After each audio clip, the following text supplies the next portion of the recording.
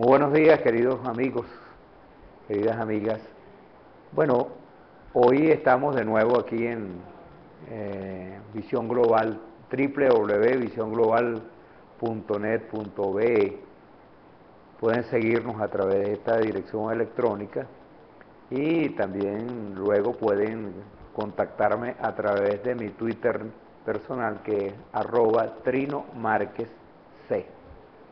Hoy le vamos a dedicar el programa a la coyuntura postelectoral, lo que ha surgido en estos últimos días a raíz de la negativa que era de esperarse de parte del Consejo Nacional Electoral de realizar la auditoría de los resultados del 14 de abril de acuerdo con lo que establece la Ley Orgánica de los Procesos Electorales, que es taxativa con relación a cómo debe procederse en el caso de que alguna de las partes que intervengan en un proceso electoral esté descontenta con los resultados y exija su revisión.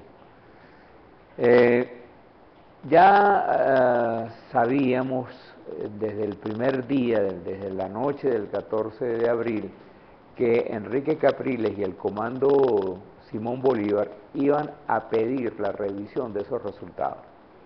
No solamente porque fueron muy estrechos, apenas 1.6 de diferencia entre Maduro y Enrique Capriles, sino además por todo el contexto previo a las elecciones y el mismo día de las elecciones.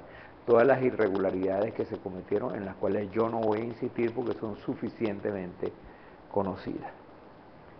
Este descontento que surgió de parte de la candidatura, de parte del candidato Enrique Capriles y del comando Simón Bolívar, llevó a expresar públicamente ese descontento y colocó en entredicho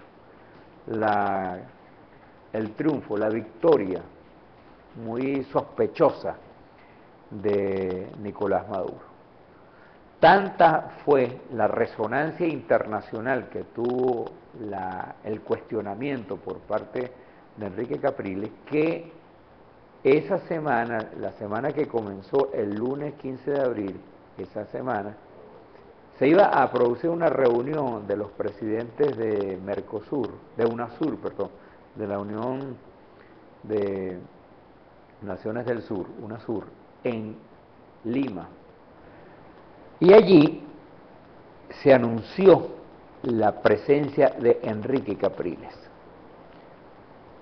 En vista de esto, Nicolás Maduro se apresuró a pedir derecho de palabra y a intervenir como presidente electo de Venezuela, porque ya el lunes anterior, el lunes 15, había sido proclamado en las oficinas del Consejo Nacional Electoral.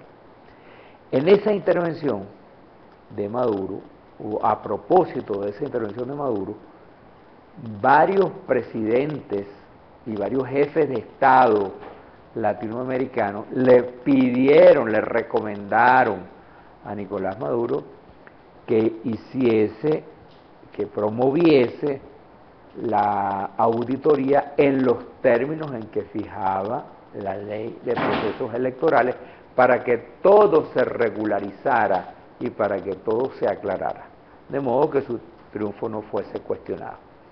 A este requerimiento de los jefes de Estado de UNASUR aceptó Nicolás Maduro y se vino de Lima con el compromiso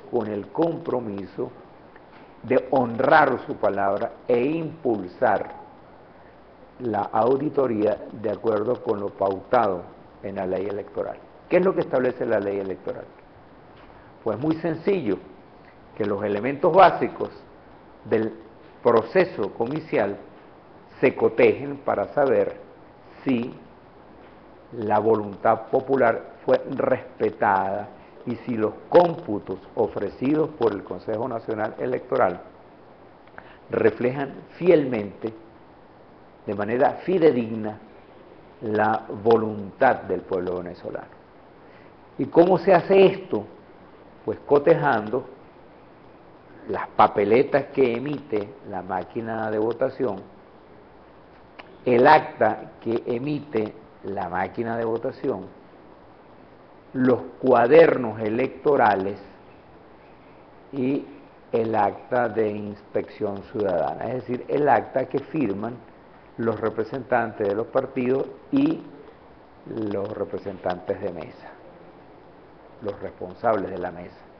Si estos cuatro elementos, estos cuatro factores deben ser cotejados para ver si en efecto los votos que se produjeron o que se contabilizaron, mejor dicho, los votos que se contabilizaron reflejan la voluntad popular. Enrique Capriles ha insistido que el único instrumento que personaliza el voto es el cuaderno electoral, y tiene toda la razón, porque todo lo demás son procesos electrónicos, la capta huella, la máquina de votación, la papeleta. Pero el único instrumento en el que queda identificado el elector es en el cuaderno electoral, porque allí, en ese cuaderno electoral, aparece el nombre completo del elector, su cédula de identidad, su huella digital y su firma. Y esto, por supuesto, tiene que ser, este es el instrumento que permite individualizar el voto, y este es el mecanismo fundamental para verificar si en efecto la gente fue a votar. Y si fueron a votar lo que los cómputos dicen que fueron a votar, porque la sospecha que existe, una sospecha muy bien fundada, muy lógica, muy razonable, es que hayan puesto a votar a mucha gente que no fue a votar. Sí, hayan puesto a votar personas fallecidas, personas enfermas, personas ausentes del país, personas que no pudieron consignar su voto por alguna u otra razón, porque habían fallecido o porque no fueron o porque estaban enfermas.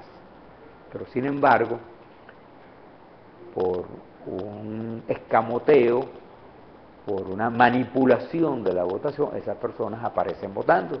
Y eso es precisamente lo que el comando Simón Bolívar y lo que el candidato Enrique Capriles exige que se verifique. Y la única forma de verificar es cotejar esos cuatro elementos, más uno adicional que no mencioné, que es el registro de la huella, el registro de la huella dactilar, que es una estación, la estación que coloca el Consejo Nacional Electoral para autorizar el voto electrónico. Bueno, es lógico que esto sea así. Resulta que la mayoría oficialista del Consejo Nacional Electoral, los militantes del PSUV que están en el Consejo Nacional Electoral, encabezados por la rectora Tibisay Lucena, se negaron a este procedimiento, con lo cual desvirtuaron totalmente la naturaleza de la auditoría electoral en los términos en que establece la ley y en los términos lógicos en que hay que hacerlo, porque una auditoría es para controlar, para cotejar, para supervisar, para contrastar datos y fuentes que son de distinta procedencia. Eso es, en eso consiste una auditoría, en el cotejo, en el contraste de fuentes que son diferentes. Hay que contrastar la huella digital con la firma, con el número de cédula, con el nombre del votante, con el acta emitida por la máquina, con el número de papeleta. De ese cotejo global, de ese contraste, es de donde va a salir la verdad. Bueno, para colocar un ejemplo muy sencillo, si usted, un empresario o un contribuyente especial, hace una declaración del impuesto sobre la renta y el CENIAT duda de que esa declaración sea la declaración real, la que corresponde genuinamente al volumen de ingresos del declarante, ¿qué es lo que hace? Pues solicita los cuadernos de contabilidad donde están asentados los ingresos y los ingresos de la compañía, de la empresa. Entonces coteja esos libros con la declaración del impuesto sobre la renta y con las facturas presentadas por el contribuyente, que puede ser una persona natural o puede ser una persona jurídica.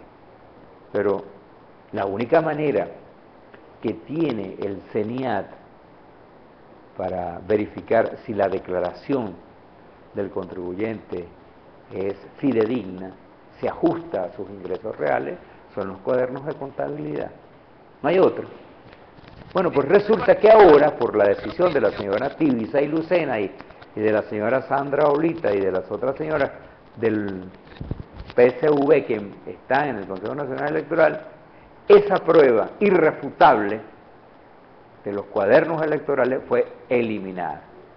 Bueno, yo creo que por analogía, por extensión, pues los contribuyentes, los empresarios, los contribuyentes especiales, pues hoy podrían decir, bueno, yo no le voy a entregar al CENIAT los cuadernos de contabilidad porque eso fue abolido por la decisión del Consejo Nacional Electoral.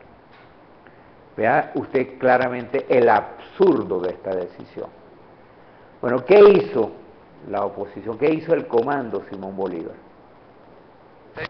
No vamos a asistir, no vamos a avalar ese fraude a la opinión pública, al electorado venezolano, a un electorado que contra viento y marea, a un electorado que soportando los abusos, el hostigamiento, las amenazas de las bandas gorilas, de las bandas fascistas del PSUV, fue a votar y se mantuvo en sus centros de votación. Y muchos de ellos todavía se quedaron para los escrutinios. Bueno, para respetar el voto de esos millones de venezolanos que se movilizaron a votar por Enrique Capriles, para respetar esa voluntad, había que hacer la auditoría tal como la manda la ley. Y era perfectamente lógico que Enrique Capriles y el Comando Simón Bolívar y la Mesa de la Unidad Democrática se negara a avalar semejante fraude como el propuesto por el Consejo Nacional Electoral. Hoy es martes, ayer comenzó el primer proceso, la primera estación de ese proceso, que fue la selección del porcentaje de las cajas que van a abrirse. Eso va a tomar un tiempo, va a tomar por lo menos un mes. Lo más probable, desde luego, es que el Consejo Nacional Electoral, producto de esa auditoría chimba, ratifique los resultados del 14 de abril en la noche, ratifique la victoria de Maduro. Pero esa es una victoria que será absolutamente cuestionable y sospechosa, porque por alguna razón que ellos conocen, por alguna razón ilegítima, inconfesable que ellos conocen, es que no se hizo la auditoría en los términos que plantea la ley electoral. Por alguna razón. Y uno tiene todo el derecho a pensar y todas las razones para pensar que es porque perdieron las elecciones y porque, como dicen algunos expertos en materia electoral y algunos matemáticos brillantes como Alfredo Bailey y la gente de SDATA y otra gente que conoce muy bien de números y de procesos electorales, fue Enrique quien ganó las elecciones y sin embargo ese triunfo se lo arrebataron, se lo robaron de manera bochornosa como ha ocurrido. Bueno, este gobierno nace bajo el signo de la debilidad y el signo del fraude, del escamoteo. Es un gobierno que cuenta con muy poco apoyo popular, eso se nota abiertamente. Las intervenciones públicas de Nicolás Maduro son intervenciones descoloridas, desaliñadas, que no animan a nadie. Su gobierno es extremadamente débil, un gobierno precario, y eso ha llevado a que los venezolanos en realidad tengamos un gobierno bicéfalo o tricéfalo. Un gobierno en el que está Nicolás Maduro, por un lado, está el señor Diosdado Cabello, presidente de la Asamblea Nacional, por el otro, y por el otro está la tercera pata de esa mesa, es el señor Rafael Ramírez, el presidente de PDVSA y ministro de Energía y Petróleo. Bueno, un gobierno tricéfalo. Ahí uno no sabe quién es el que gobierna. Y por detrás de ese triángulo, de esa tríada, están nada más ni nada menos que los hermanos Castro. Y un personaje que no es hermano, no es Castro, pero que tiene tanto poder, o casi tanto poder como los hermanos Castro, que se llama Ramiro Valdés. Y en este triángulo que está en el Caribe es donde se están gestando esa política represiva, esa línea represiva adoptada por el gobierno desde el 14 de abril. La represión contra los estudiantes fue brutal. Esa semana que comenzó el 15 de abril, que hubo manifestaciones de protesta en distintas ciudades del país, por lo menos en 17 ciudades importantes del país, protestas que fueron distorsionadas por el oficialismo, que fueron infiltradas por el oficialismo para provocar de manera artificial disturbios con el objeto de reprimirlas y luego descalificar a la oposición. Esa estrategia seguramente fue diseñada por los hermanos Castro y por el señor Ramiro Valdés. Ahora han adoptado medidas de carácter más selectivo.